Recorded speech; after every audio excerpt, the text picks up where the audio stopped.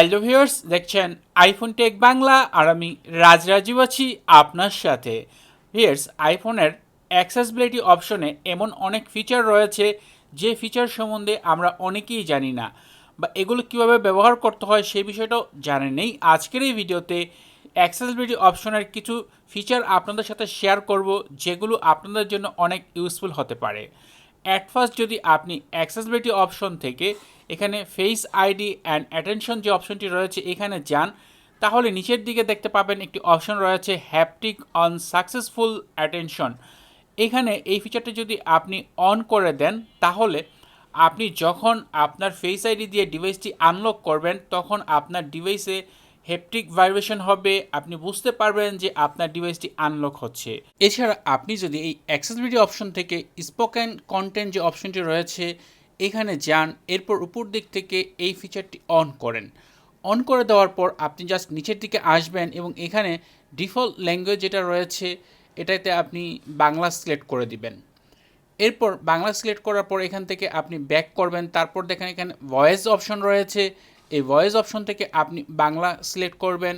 এরপর দেখতে পাবেন উপরে পিআর নামে একটি ভয়েস রয়েছে, এখানে দুইটা ভয়েস রয়েছে, আপনি দুইটাই ট্রাই করতে পারেন। যেই ভয়েসটা আপনার কাছে পারফেক্ট মনে হবে সেটা আপনি সিলেক্ট করবেন।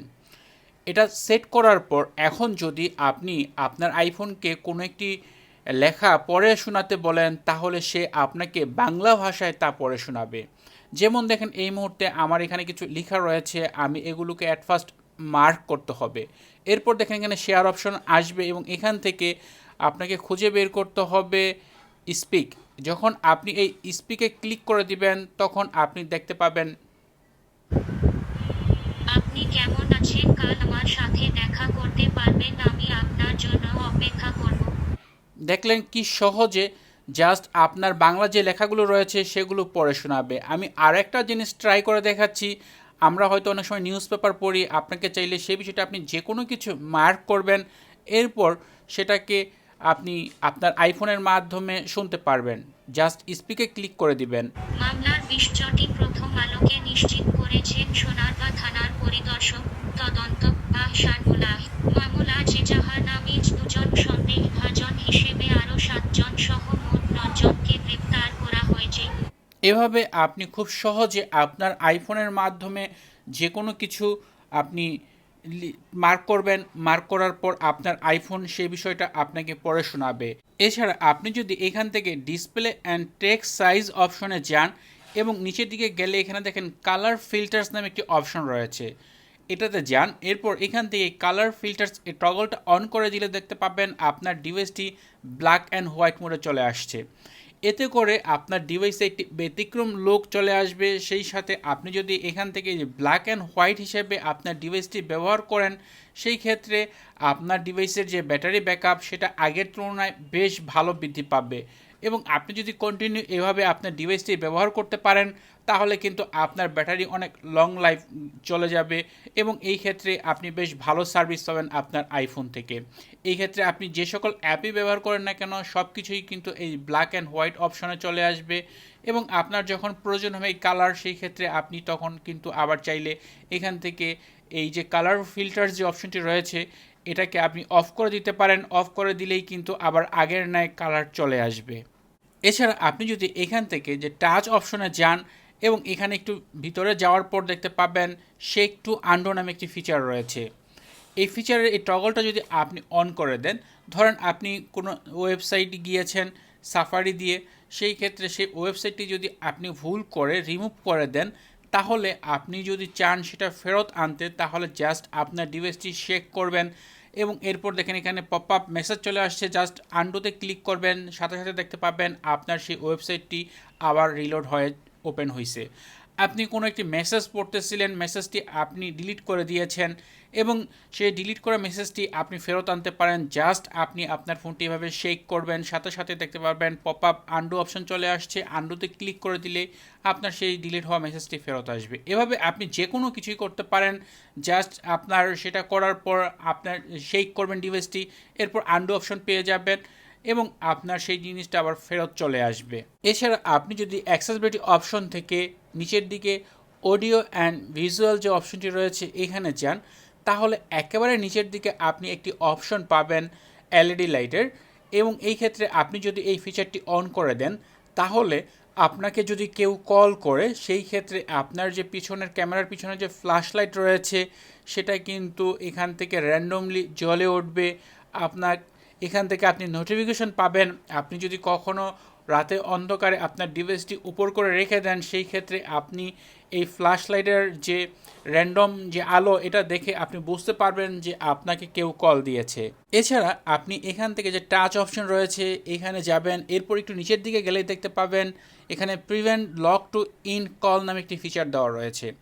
আমরা অনেক সময় করি যে আমরা কথা বলার সময় আমরা যখন আমাদের সাইড বাটন বা পাওয়ার বাটনে প্রেস করি তখন কিন্তু আমাদের কলটি কেটে যায়, বা এরকম হয় যে আমাদের কেউ কল দিয়েছে সেই কলটাকে আমরা কেটে দেওয়ার জন্য পাওয়ার বাটনের পরপর 2বার প্রেস করি, এতে করে সেই ইউজার বুঝতে পারে যে আমরা বিজি রয়েছি। বাট আপনি যদি এখান থেকে prevent lock to in call এই ফিচারটি অন করে দেন তাহলে আপনি যখন কথা বলবেন, কথা বলা অবস্থায় যদি বাই চান্স আপনার হাত পাওয়ার বাটনে প্রেস লেগেও যায় তারপরে কিন্তু আপনার কলটি ডিসকানেক্ট হবে না, আপনার কলটি কেটে যাবে না। তো আপনার যদি এরকম অ্যাক্সিডেন্টলি অনেক হয় যে কথা বলার সময় পাওয়ার বাটনে প্রেস লেগে যায়, সেই ক্ষেত্রে আপনি এখান থেকে এই ফিচারটি অন করে দিতে পারেন, তাহলে নেক্সট টাইম কিন্তু আপনি এই ধরনের দুর্ঘটনা থেকে মুক্তি পেতে পারেন। এছাড়া আপনি উপর দিক থেকে ডিসপ্লে অ্যান্ড টেক্সট সাইজ অপশনে আসলে একেবারে নিচের দিকে দেখেন অটো ব্রাইটনেস নামে একটি ফিচার দেওয়া রয়েছে। আমরা অনেকেই অটো ব্রাইটনেস ফিচারটি ব্যবহার করি বা ব্যবহার করতে চাই, এই ক্ষেত্রে কিন্তু আমরা সেই ফিচারটি এই আপনার টাচ অ্যান্ড ডিসপ্লে অপশনে খুঁজি, বাট ওইখানে না, এটা পাবেন ডিসপ্লে অ্যান্ড টেক্সট সাইজ অপশনে। এবং এখান থেকে যদি আপনি অটো ব্রাইটনেস অন করতে চান খুব সহজে অন করতে পারবেন। সেই ক্ষেত্রে আপনার ফোনের যে যখন যেখানে আপনি ব্যবহার করবেন সে অনুযায়ী আলো অনুযায়ী আপনার এই ব্রাইটনেসটা অটোমেটিক কিন্তু কম বেশি হবে। এছাড়া আপনি যদি অ্যাক্সেসিবিলিটির একেবারে নিচের দিকে যান তাহলে একটি ফিচার দেখতে পাবেন পার অ্যাপ সেটিং। আপনি যদি এই ফিচারে যান তাহলে এখানে দেখেন অ্যাড অ্যাপ নামে একটি অপশন রয়েছে, এখানে ক্লিক করলে আপনার ফোনে যত অ্যাপ রয়েছে সব কিন্তু এখানে শো হবে। যেমন আমি এই মুহূর্তে ফেসবুক এখান থেকে সিলেক্ট করলাম, তারপর আবার ফেসবুকে ক্লিক করে দিলে এখান থেকে ফেসবুকের কিছু বৈশিষ্ট্য আলাদাভাবে আমি সেট করতে পারবো। যেমন আমি ফেসবুকের বোল্ড টেক্সট করে দিতে পারবো, আমি টেক্সট সাইজটাকে বড় ছোট করতে পারবো, বাটন শেপটাকে অন অফ করতে পারবো। এটার বিষয়টা হচ্ছে যে এই ফিচারগুলোর মাধ্যমে আমরা অনেকেই রয়েছি যারা একটু ওই ছোটো লেখা বড় করে দেখতে পছন্দ করি, বাট এটা কিন্তু প্রতিটা অ্যাপে যদি সেম হয় তখন কিন্তু দেখতে অসুন্দর লাগে। এখান থেকে আপনি যে কোনো অ্যাপের জন্য আলাদা আলাদা সেটিংস তৈরি করতে পারবেন। যেমন আমি এই মুহূর্তে ফেসবুকের জন্য করলাম। এখন যদি আমি এখান থেকে ব্যাক করি, এরপর ফেসবুক অ্যাপটি ওপেন করি, সেই ক্ষেত্রে কিন্তু আমি ফেসবুকটাকে এখানে ব্যতিক্রমভাবে পাবো। দেখেন এখানে যে ট্যাগসগুলো এগুলো কিন্তু বোল্ড আকারে চলে আসছে এবং এখানে ফন্ট কিন্তু বড় হয়ে আসছে। সেমভাবে আমি যদি অন্য কোনো অ্যাপ ওপেন করি সেটা কিন্তু এভাবে আসবে না, কারণ ওই অ্যাপটাই কিন্তু আমি এই সেটিংটি করি নাই। সেক্ষেত্রে ওই অ্যাপে বোল্ড ট্যাক্সও আসবে না বা এই ডিসপ্লের যে ফন্ট সাইজ সেটাও কিন্তু বড় আসবে না। বাট দেখেন এই মুহূর্তে আমি চেঞ্জ করার সাথে সাথে কিন্তু ফন্ট সাইজ ছোট হয়ে গেছে, বোল্ড টেক্সট আনবোল্ড হয়ে গেছে। তো এভাবে আপনি যে পার অ্যাপ সেটিং ফিচারটির মাধ্যমে আপনার প্রয়োজন মাফিক যে অ্যাপগুলো আপনি প্রতিনিয়ত ব্যবহার করেন, আপনার যদি মনে করেন সেই অ্যাপগুলো একটু স্টাইলিশ করা প্রয়োজন, তাহলে আপনি যে পার অ্যাপ সেটিং ফিচারগুলোর মাধ্যমে করে নিতে পারেন। এই ক্ষেত্রে আপনার চোখে প্রবলেম থাকলে যে আপনি ট্যাক্স বড় করে দেখতে চান সেই বিষয়টাও কিন্তু আপনি করে নিতে পারেন। জাস্ট এখান থেকে এই যে অ্যাড অ্যাপে ক্লিক করবেন, এরপর আপনার প্রয়োজন মাফিক নির্দিষ্ট যে অ্যাপগুলো রয়েছে সেগুলো এখান থেকে আপনি এডিট করে নিলেই সবগুলো হয়ে যাবে। এছাড়া আপনি যদি অ্যাক্সেসিবিলিটি অপশন থেকে নিচের দিক থেকে অডিও অ্যান্ড ভিজুয়াল অপশনে যান তাহলে এখানে দেখেন উপরের দিকে 2 নম্বর সেটিং রয়েছে ব্যাকগ্রাউন্ড সাউন্ড। এটা যদি আপনি অন করে দেন এবং এখানে সাউন্ড অপশনে যান, এখানে আপনি অনেকগুলো সাউন্ড দেখতে পাবেন। আমরা অনেকেই রয়েছি যারা বিভিন্ন ধরনের ব্যতিক্রম সাউন্ড পছন্দ করি, সেই ক্ষেত্রে আপনি এখানে অনেকগুলো সুন্দর সুন্দর সাউন্ড পাবেন। এগুলো কিন্তু আপনি চাইলে আপনার আইফোনের ব্যাকগ্রাউন্ড হিসেবে প্লে করতে পারেন, অথবা আপনি নিরিবিলি কোনো পরিবেশে রয়েছেন সেখানে কিন্তু আপনি চাইলে মিউজিকের মতো এই সাউন্ডগুলো প্লে করে শুনতে পারবেন। এই সাউন্ডগুলো কিন্তু খুবই সুন্দর, আপনি সেট করে দেখতে পারেন। সর্বশেষ যে ফিচারটি শেয়ার করব এটা খুবই জনপ্রিয় একটি ফিচার, এবং টাচ অপশন থেকে নিচের দিকে গেলেই আপনি ব্যাক ট্যাপ নামে একটি ফিচার পাবেন। এখানে প্রথম অপশন রয়েছে ডাবল ট্যাপ এবং দ্বিতীয় অপশন রয়েছে ট্রিপল ট্যাপ। ডাবল ট্যাপে যদি আপনি যান এবং এখান থেকে কোনো একটি ফিচার আপনি সিলেক্ট করে দিতে পারেন। অনেকগুলো ফিচার রয়েছে, যেমন এই মুহূর্তে আমি এখান থেকে স্ক্রিনশট সিলেক্ট করলাম, এরপর ব্যাক করে ট্রিপল ট্যাপ যে অপশনটি রয়েছে এখানে গেলাম। এখানে আসার পর এখান থেকেও অনেক ফিচার রয়েছে, আপনি আপনার মন মতো যে কোনো ফিচার এখান থেকে সেট করতে পারবেন। বাট আমি এখান থেকে কন্ট্রোল সেন্টারটা সিলেক্ট করে দিলাম। তাহলে দেখেন এখন যদি এই মুহূর্তে আমি আমার আইফোনের পেছনে ডাবল ট্যাপ করি, মানে পরপর দুইবার ট্যাপ করি, তাহলে কিন্তু স্ক্রিনশট উঠে যাচ্ছে কোনো ধরনের টাচ ছাড়াই, কারণ আমি ডাবল ট্যাপে স্ক্রিনশট শেয়ার মানে সেট করছি, তাই ডাবল ট্যাপ করলেই এখানে স্ক্রিনশট চলে আসবে।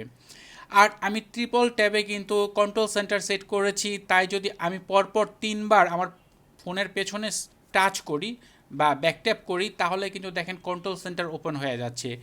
তো আপনি এভাবে যে বিষয়গুলো সেট করে রাখবেন ডাবল ট্যাপে বা ট্রিপল ট্যাপে, সেই বিষয়গুলো কিন্তু খুবই শর্টকাটভাবে আপনি করে নিতে পারেন আপনার এই আইফোন দিয়ে। জাস্ট এখান থেকে ডাবল ট্যাপ অপশন থেকে আপনি যেটা সিলেক্ট করবেন, তারপর ট্রিপল ট্যাপ অপশন থেকে যেটা সিলেক্ট করবেন, সাথে সাথে সেটা সেট হয়ে যাবে। এরপর পরবর্তীতে আপনি সেটা খুব সহজেই শর্টকাট হিসেবে ব্যবহার করতে পারেন।